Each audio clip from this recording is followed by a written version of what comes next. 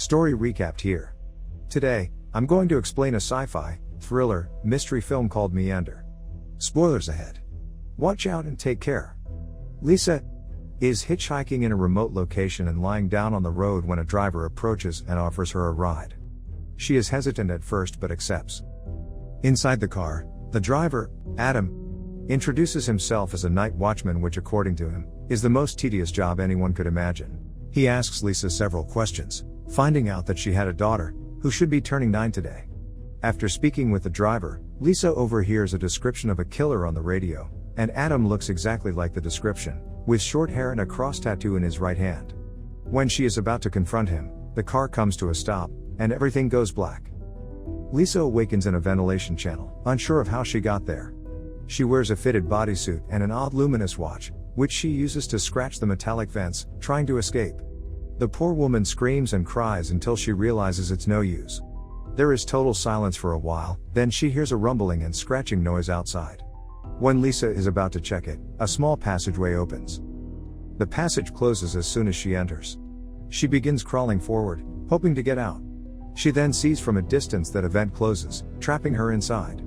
However, there is a compact entry beside it, small enough to only fit her body, and she can barely move.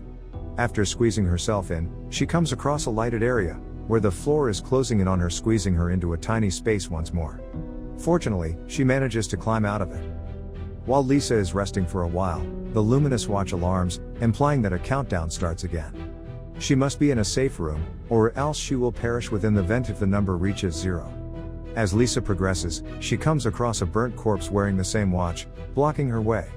Lisa is disgusted for a while but manages to pull it out of the way, as she only has 2 minutes left before a deadly trap comes again. She crawls further only to get trapped again by a gate. A series of lasers comes out at the top of the vent, and a safe space opens, which Lisa immediately approaches. Once inside, a glass door shuts as the countdown goes to 0, keeping her safe from the laser burns. Once the fire is gone, the safe space pushes her out into the small hole again, with its floor closing in again this time. She pauses for a while, accepting her fate, getting squeezed in when suddenly the floor stops moving, and the countdown starts again. She breaks down as she can't take it anymore.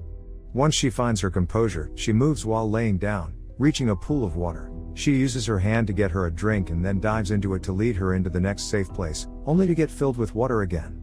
As the water flows into the vent she's in, another drowned corpse appears. Still, she manages to get out alive after almost drowning. Upon arriving at another trap, she inhales as much air as she could and tries her best to continue crawling until she passes out. Meanwhile, a pleading voice in the ventilation labyrinth awakens her. Eager to meet someone, she traces the screaming, leading her to a green acid catch. She carefully braces herself into the walls of the vent, preventing her from falling into it. However, her right knee dips into it, wounding her. She cries in pain until she hears the pleading voice again. Finally, she locates a man who seems out of his mind.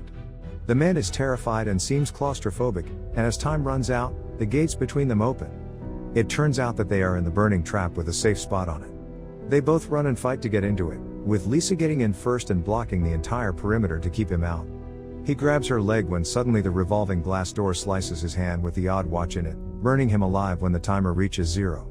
Lisa realizes that the man is Adam, the man who offered her a ride, as she sees the tattoo on his hand. A little while later, a strange skull appears from the ceiling of the safe spot, healing Lisa's earlier wound and giving her a vision through a tube that Adam had tried to stab her in the vehicle, but some unknown being abducted them both and put them to the test. The strange skull then goes back to the ceiling, and the safe space pushes Lisa out once again. She examines Adam's broken arm and notices 3 symbols embedded at the back of the watch, a diamond, a cross, and another diamond symbol. While she deciphers what it could possibly mean, a vast blade fan trap approaches her, causing her to flee while cutting Adam's hand into pieces. Later on, Lisa moves forward, encountering a grotesque monster who pursues her but finally abandons her when Lisa enters a narrow corridor. She continues crawling inside the suffocating vents when suddenly she hears a humming, which she presumes is her daughter. Finally, it leads her to a bigger chamber where Lisa can stand up. She walks into a projection room and sees flashbacks of her life, including her daughter's death, jumping out a window as she tries to reach for her toy.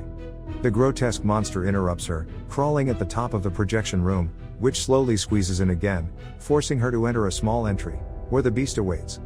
As she tries to escape, she reaches a vent filled with barbed wire. She perceives a skylight ahead, pushing herself through the barbed wire, causing severe injuries. However, there isn't much time left. The monster enters a safe spot, and just as Lisa thinks it's over, the floor collapses, leaving her injured and back at the beginning of the labyrinth. Poor Lisa has finally given up on life and has written down the symbols in blood in case anyone else is abducted and forced to go through the labyrinth. Still, the skull from earlier reappears, heals Lisa's wounds, and persuades her to try again, or it will euthanize her. She chooses to get euthanized. However, when the strange healer is about to inject her, Lisa stops it as she realizes that the symbols are a left or right clue to which path they would take. She then lets the skull heal her wounds and advances again, retracing her steps, and as she approaches the acid tank, she melts the watch's locking mechanism, revealing strange symbols, which are 2 crosses and a diamond direction on her wrist. Using the symbols as a guide, she successfully manages to pass through the first 3 paths. Suddenly, the crawling monster appears and barrels towards her as she passes through the 4th path. Upon passing the 4th passage, they end up spinning in an upside-down vent. Lisa struggles to move forward. Still, she manages to distract it by tossing her beeping watch in another vent, causing the crawling beast to follow it. However, she realizes that she threw the timer in the right direction and heads back to it once the monster is gone. As she approaches the 5th passage, she sees an entryway that resembles a womb. She enters through the bloody and sticky entrance and approaches its wall to inspect.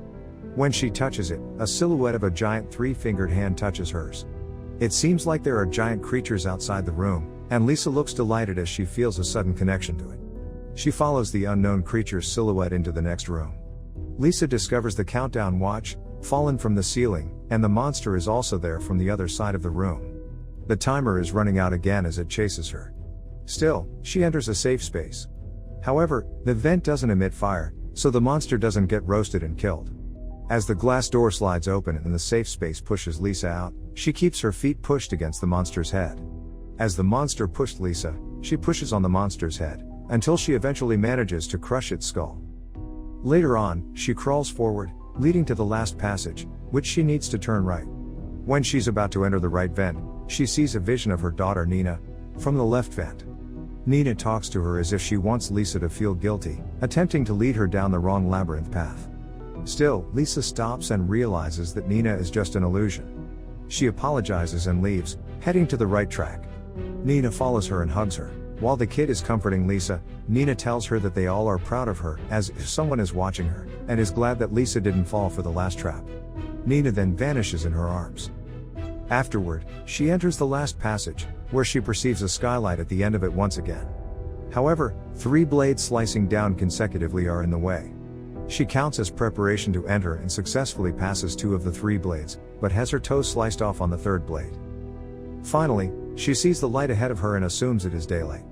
She smiles in glee, hoping that whatever she's going through is almost over, but it turns out the sky she's seeing is just a projection screen.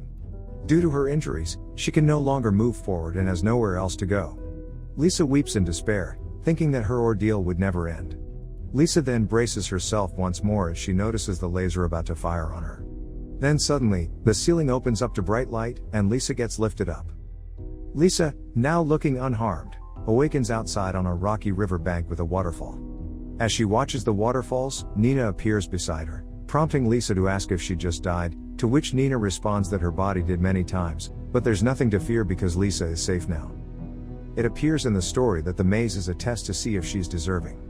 In the end, Lisa passed the test, and aliens brought her to a new planet where she would spend the rest of her days. In both appearances, the aliens imitate Nina's form to communicate with her.